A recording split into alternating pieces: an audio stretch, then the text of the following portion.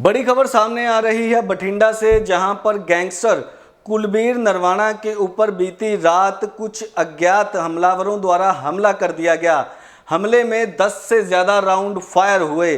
कुलबीर नरवाना की गाड़ी bullet proof होने के चलते चाहे उन्हें कोई नुकसान नहीं हुआ, लेकिन इस हमले ने पंजाब पुलिस के उन प्रबंधों की पोल खोल दी है जिसमें ये कहा जा रहा था कि पंजाब में गैंगवार खत्म हो चुकी है, गैंगस्टर सलाखों के पीछे हैं। मुख्यमंत्री कैप्टन अमरिंदर सिंह भी अपने बड़े बड़े बोर्ड लगाते हुए और ये संदेश देते हुए लोगों को नजर आते हैं कि पंजाब में लगभग 3000 से भी ज़्यादा गैंगस्टर जेलों में बंद हैं। पर कुलबीर नरवाना के ऊपर बीती रात जो हमला हुआ है वो कहीं ना कहीं कई सवाल खड़े करता है पंजाब की सुरक्षा प्रणाली को लेकर। अब ये कहा जा रहा है कि इन गैंगस्टरों को पहले ही पता था कि कुलबीर नरवाना कितने बजे अपने दफ्तर से घर जाते हैं। पूरी रेकी इनके द्वारा की गई थी और ये हमला भी तभी हुआ जब कुलबीर नरवाना अपने दफ्तर से अपने गांव नरवाना जा रहे थे और रास्ते में उनके ऊपर कुछ अज्ञात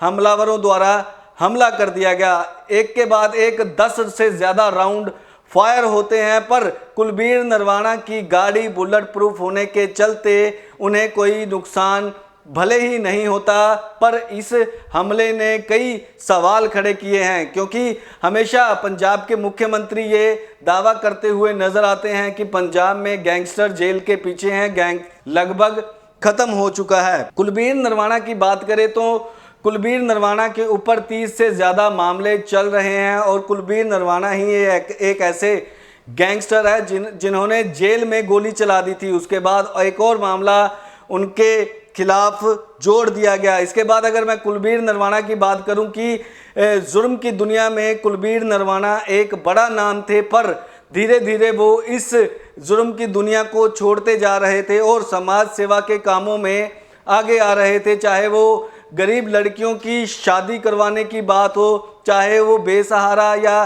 गरीब लोगों की जो हेल्प है उसकी करने की बात हो, और इस तरीके से कई तमाम कार्य समाज सेवा के कुलबीर नरवाना द्वारा किए जाते रहे हैं और किए भी जा रहे हैं। पर कुलबीर नरवाना के ऊपर ये हमला कहीं ना कहीं गैंगवार के बारे में बताने के लिए मजबूर करता हुआ नज़र आ रहा है। इससे पहले कुलबीर नरवाना ने यह आशंका जताई थी और पुलिस को भी यह जानकारी दी थी कि इन हमलावरों द्वारा उनके ऊपर हमला किया जा सकता है। अब तक की यह बड़ी जानकारी ये मिल रही है कि जब कुलबीर नरवाना रात को अपने दफ्तर से अपने गांव नरवाना अपने घर जाते हैं तो रास्ते में ही कुछ अज्ञात हमलावरों द्वारा उनके ऊपर हमला कर दिया जाता है। एक के बाद एक 10 राउंड फायर किए जाते हैं, जिसमें कुलबीर नरवाना बेशक ही सही सलामत रहते हैं। उनकी गाड़ी बुलेट प्रूफ होने के चलते उन्हें कोई नुकसान नहीं होता, पर एक बार फिर पुलिस के पुख्ता प्रबंधों की पोल खोलते हुए नज़र आ रहे हैं इस तरह के हमलावर। साडा ट्रांसपोर्ट का दफ्तर है जी बीबीएल चौंक दे विच। असीं उत्थों अपने दफ्तरों चले हैं तो तकरीबन 8:10-15 ते असीं उत्थों चले हैं। जद असीं अपना बाईपास मलोट रोड तो बाईपास आए हैं, इत्थे स्काईलैंड पैलेस तो पिछे साडी गड्डी अपोजिट लैफ्ट हैंड गड्डी आउंदी है जी, लैफ्ट ते आके असीं इधर थोड़ा जिहा सड़क पर सी, उन्होंने आके साडे उपर फायर खोल दित्ते। तकरीबन फायर राउंड होए हैगे। ਤੁਹਾਡੀ ਗੱਡੀ ਖੜੀ ਸੀ? नहीं, साडी गड्डी 70 की स्पीड ते जा रही सी, उन्होंने भी बरोबर ला के 70 की स्पीड ते फायर किए है। जद उन्होंने फायर खोल दिते साडी गड्डी की थोड़ी स्पीड वध चली, उन्होंने फायर खोल के एकदम फायर शूट करके ब्रस्ट मार के जी, उन्होंने ब्रस्ट वाला पिस्टल सी फायर करके जी एकदम फायर करके उन्होंने गड्डी दे ब्रेक ला दिते। साडी गड्डी थोड़ी अगे चली गई, जद असीं उतर के पोजीशनां लईआं उस तो बाद वो गड्डी उन्होंने घुमा के बैक चले गए। साडे कोले कट है नहीं सी, उन्हां कोले नहर दे सामने कट सीगा, वो नहर कन्नी अपना नहर होके वो निकल गए जी।